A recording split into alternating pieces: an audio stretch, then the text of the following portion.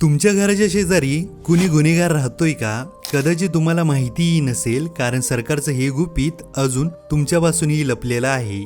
आपल्या देशात सरकारकडे एक नॅशनल डेटाबेस आहे, ज्यात तब्बल 13 लाखाहून जास्त सेक्शुअल ऑफेंडर्सची नावं, पत्ते, फोटो सगळंच टाकलेलं आहे. पण गंमत अशी आहे की हा डेटाबेस फक्त पोलिसांनाच दिसतो, पब्लिकला नाही. तर परदेशात काय होतं, तिथं लोकांना पुरेपूर अधिकार असतो की आपल्या घरच्या मुलांना कुठं पाठवायचं असेल तर त्यांच्या शेजारी कोण राहतंय, कोणी गुन्हेगार तर नाही ना, हे ते थेट डेटाबेसमधून चेक करू शकतात. पण आपल्या इथं दररोज सुमारे 90 पेक्षाही जास्त बलात्काराच्या केसेस नोंदवल्या जातात, आणि तरीही सरकार सांगतंय डेटाबेस पब्लिकला दाखवायचा नाही, कारण या लोकांना पुन्हा संधी मिळाली पाहिजे. पण 2010 मध्ये एका NGOने तिहार जेलमधल्या रेपिस्टवर सर्वे केला, तेव्हा समोर आलं की 10 पैकी 7 रेपिस्ट सुटल्यावर पुन्हा गुन्हा करतातच. म्हणजे एकदा संधी मिळाली की ते पुन्हा हल्ला करणारच. आणि तरीही आपल्या समाजात असे लोक आहेत जे अशा गुन्हेगारांच्या घरी जाऊन त्यांचं प्रवचन ऐकतात. विचार करण्यासारखीच गोष्ट आहे.